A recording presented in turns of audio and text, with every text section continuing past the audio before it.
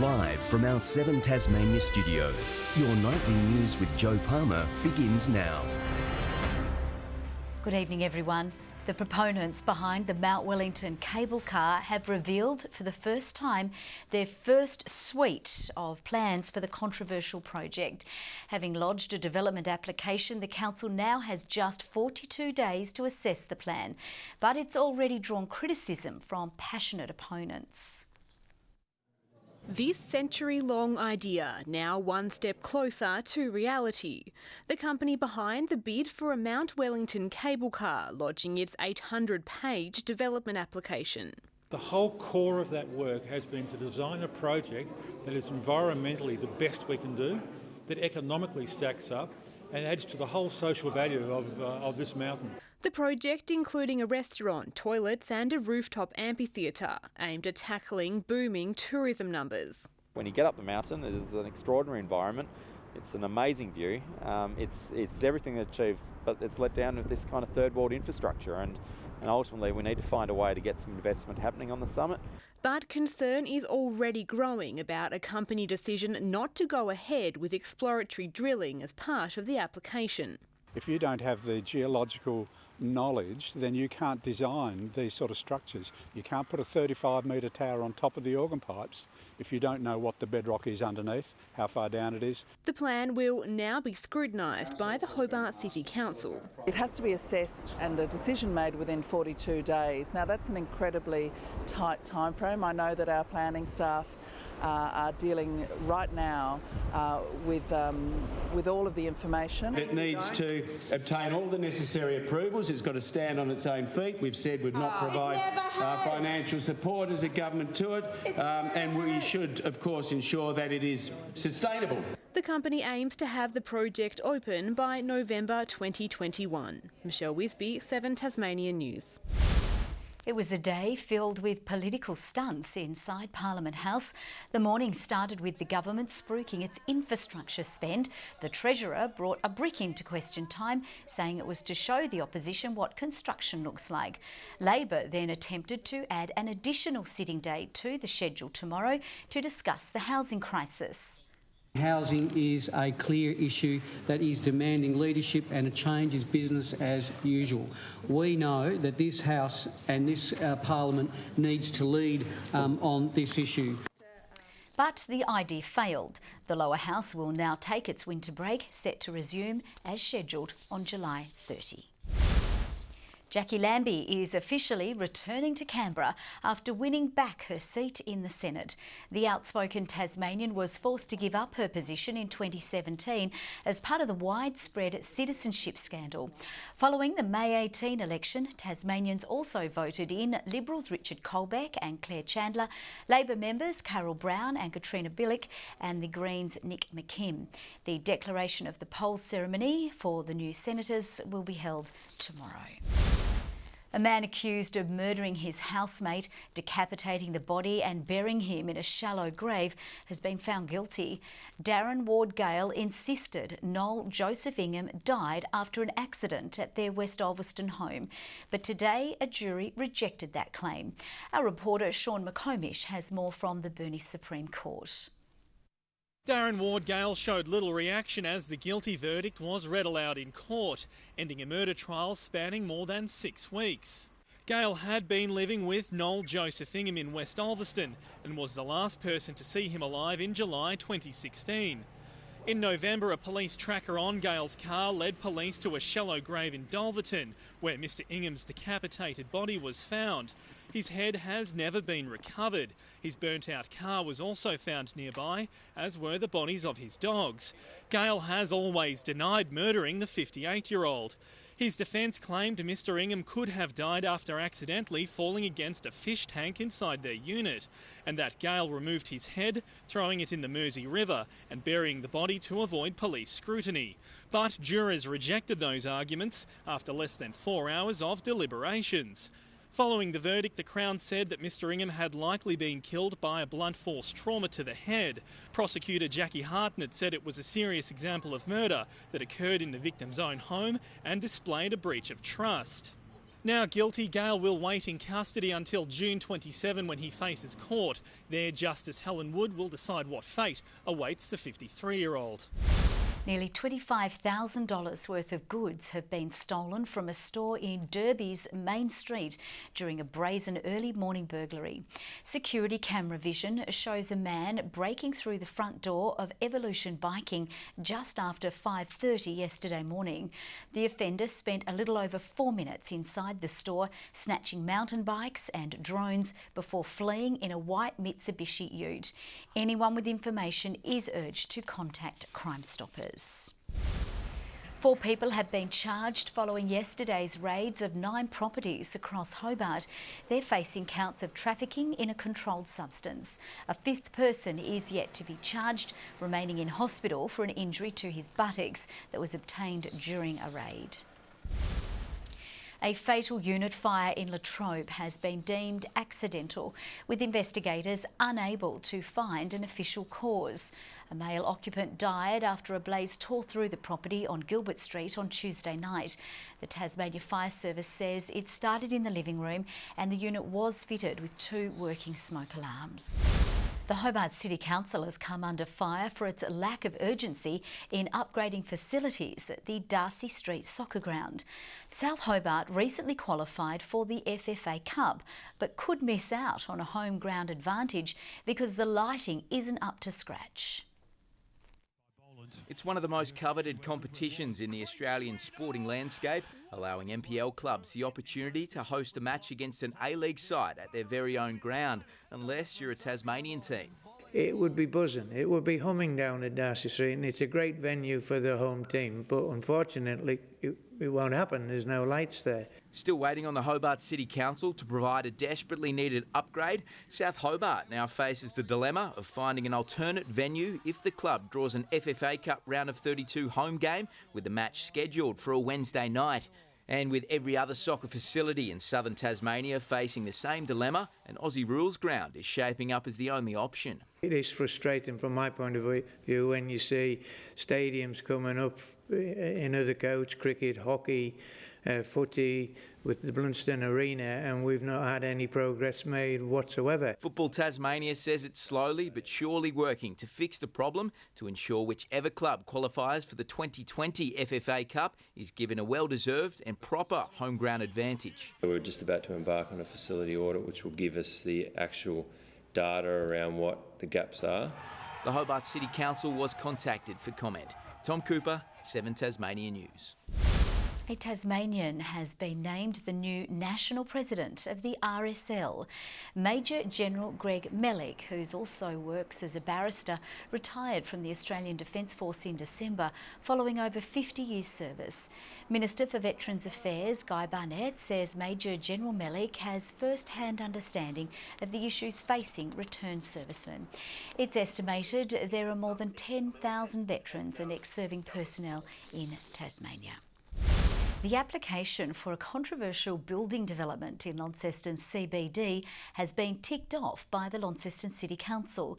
The proposed 9-storey Gorge Hotel received nearly unanimous support by councillors, but those opposing the project say they're devastated. The council chambers at Launceston's Town Hall filled to the brim, with the application for the JAC Group's 39-metre Gorge Hotel officially approved. It had the council officers recommending approval, and on that basis we were quietly confident and hopeful, and fortunately it was successful. Those in favour, please raise your hand. Councillors today voting in favour of the proposal, 10 votes to 1. And I think it was just good discussion and an outcome for the city is where it's been approved and it's been something that the building can go ahead, and that's going to mean significant jobs for Launceston. The $50 million development is set to front Patterson, Brisbane and Margaret Streets, boasting 145 rooms and a function centre.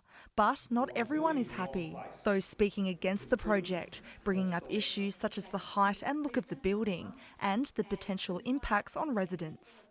If this goes ahead, they will put our family in danger, slowly killing us with excess carbon monoxide. We don't want our little 3-year-old growing up with health problems because the council doesn't care about its people. I feel absolutely devastated. I felt like the council did not listen. Construction is expected to take 2 years, with a start date yet to be finalised. Ruby KOMMANE, 7 Tasmania News. Meanwhile, a prominent Tasmanian architect is proposing an ambitious new hotel development on the Derwent River. The cost of the project is yet to be revealed, with a business plan seeing if it financially stacks up. These are the early designs of a bold plan for a new floating hotel jutting off Hobart's regatta grounds. It's 150 rooms. It's in total 5 stories high, so it actually sits. The roof of it is down below the cenotaph level. It would be a similar idea to the architect's floating Brook Street pier, but a lot larger. Like that, it would be constructed elsewhere, floated into position and attached to the riverbed. It doesn't matter how heavy the object is, provided you get the balance and things right and the displacement, then these things will float. I think it's a really interesting proposal. We've also got to assess that with information from our planning staff. So until we've got some more detail, it's hard to make an assessment. The architect can't confirm the cost of the project or exactly who will be financing it. Once we have development approval, then we look at the buildability issues, we look at the economics of running it and build a comprehensive business plan. The development application is set to be submitted in 2 weeks and could be up and running in 3 years. Michael Breen, 7 Tasmania News. Artists are busy setting up one of the headline public space events as part of Dark Mofo. Dark Path is taking over Hobart's Cenotaph and Domain with several installations over the 4-kilometre stretch. Missing or Dead is one of those by Tasmanian artist Julie Goff. 185 posters tell the stories of Aboriginal children who went missing or lost or died. Everyone who walks through this space. It is a really important memorial to these Tasmanian Aboriginal children. Dark Path begins tomorrow night. There's mixed news for Hobart's beaches in the latest water quality ratings released today. Part of Nutgrove has been reclassified as safe to swim in, but a number of others are still battling against contamination. For years, Hobart's local councils have been swimming against a tide of poor water quality. Beaches like Nutgrove West were considered off limits due to concerns about contaminated products flowing into the Derwent. Because we were unsure when that was going to occur, the best health advice that could be provided is to avoid swimming in this particular site. Years of work, however, appears to be paying off. The latest water quality report has seen Nutgrove West condition upgraded from poor to fair, with the site declared safe to use. For Hobart City Council and Taswater, it's reward for 2 years of painstaking work, figuring out where the leakages were occurring. Working closely together, investigating, finding those incursions into the stormwater system. We identified them and they were fixed. We shared information, we did inspections, we did CCTV inspections. However, it's not all good news. Howrah, Nutgrove East and Blackmans Bay Mid were downgraded from good to fair. And despite all efforts, Blackmans Bay South remains classified as poor. That's been an extremely targeted investigation in the last 6 months. We've done additional testing. Beautiful beach, one of the nicest beaches anywhere in Tasmania, and young families there in particular love jumping in the water. John Hunt, 7 Tasmania News. And Launceston will have the chance to establish themselves as a true premiership contender by claiming the big scalp of their crosstown rivals tomorrow night in what's shaping up as the fiercest midfield battle of the season. The Bombers captain was quick to quash rumours he'd suffered a season-ending injury during the week. Did hear the rumour. I've heard it all around the state apparently. So yeah, I must be pretty courageous to be playing with an ACL on Friday. So. Fully fit and in blistering form this season, Cox Goodyer is set to play a vital role in the Northern rivals' highly anticipated midfield tussle. A lot of people consider them the best midfield in the state, which is fine. But they've got to be able to do it on game days. And the Blues know they can do just that, following their unexpected 26-point win over Glenorchy in round 9. Kind of how we want to model our game, and that was the perfect example, and hopefully that can happen again this weekend. Star player Tim Bristow will miss with injury, however, and with gun midfielder Brodie Palfreman also in doubt, BLACKBERRY will need to continue stepping up in what's expected to be a scrappy wet weather contest. We know what they're going to bring as well, so yeah, I think it's going to be a pretty tough and hard old-fashioned game, I think, on the weekend. Got a clean bill of health, which is good, and we obviously get our Devils back as well. They're up for selection as well, which is probably, we're looking at having now probably our strongest team out in the park that we've had all year, which is pretty exciting. The opening bounce is at 7 p.m. tomorrow night at UTAS Stadium. Kingston have the opportunity to solidify their spot in the State Netball League's top 4 when they take on an up-and-down KARANA in Hobart tomorrow night. The two sides met back in round 6, with the Blues taking it by just 2 goals. Our season's really building. We've got a lot of players returning from injury. So Lucy Bosca, Gemma Polly back gives us real strength in attack. So we're really looking forward to the contest. We've got quite a young side, so they are coming up and working out how to be an open state league player and what's actually expected of them.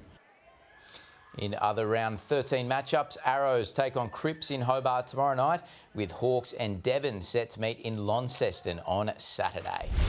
Richie Porte has improved his overall position at the Critérium du Dauphiné in France, with the Tasmanian cyclist 11th fastest in the 26-kilometre time trial. Porte now sits in 12th overall and trails Tour leader Adam Yates by 54 seconds with 4 stages to go. Good evening. A cold front crossed today, bringing gusty showers and a few thunderstorms to the west. Hobart, Campania and Friendly Beaches out top with 16 degrees. Launceston 13, Burnie and Devonport 15. 15 was a very popular temperature. Ouse, St Helens, Low Head, Smithton and the Bass Strait Islands all on that number. Strawn 13 degrees, Lyell, Weenie 6. Cloud with the cold front over the state today. More cloud spirals around a low south of Tasmania. Another cloud band extends from New South Wales to near New Zealand. High-level cloud is over a large part of southwestern Australia. Tomorrow, multiple cold fronts will be over the Southern Ocean, one just to our southwest. A surface trough extends along the Western Northern Territory border with another over Queensland. The winds west and northwesterly at 15 to 25 knots, increasing to 25 to 35 knots over the south, with swells picking up to 4 and 5 metres. A gale warning on for waters between Tasman Island and Low Rocky Point, a strong wind warning for remaining waters between Wineglass Bay and Sandy Cape, a small craft wind alert for the southwest lakes. Friday, Hobart 14 with a shower or two for Huonville, 13 the top and 15 for Campania, and partly cloudy, 14 for Launceston. A possible shower for Devonport with 14 the top and 13 for Georgetown. For Burnie tomorrow, a shower or two, 4 overnight, 14 the high, 13 the top for Strawn with showers, windy a shower or two as well on 14 degrees, 15 the high for St Helens and mostly sunny, sunny for Swansea and 15 and 14 for Port Arthur. Here's the weekend forecast. Saturday, showers over the west, far south and Bass Strait Islands, a frost over the north. Fine on Sunday apart from a shower over the north and west, and on Monday showers again over the west and north, mainly fine for the rest of the state. Showers in Perth and Adelaide tomorrow, a possible shower for Melbourne, a light frost in Canberra, partly cloudy for Sydney and Brisbane. Clear skies over Hobart, 11 right now, 10 degrees in Launceston and 10 right now in Devonport. And now the important energy saving tip from the staff at Aurora Energy. Taking shorter showers will save both on water and the electricity for hot water. No worries for me, Joe. I'm on a permanent instruction from my wife to only take cold showers. Good advice from Donna. Thank you very much, Merv. That's all from the team for now. We'll see you a bit later with updates. Bye-bye.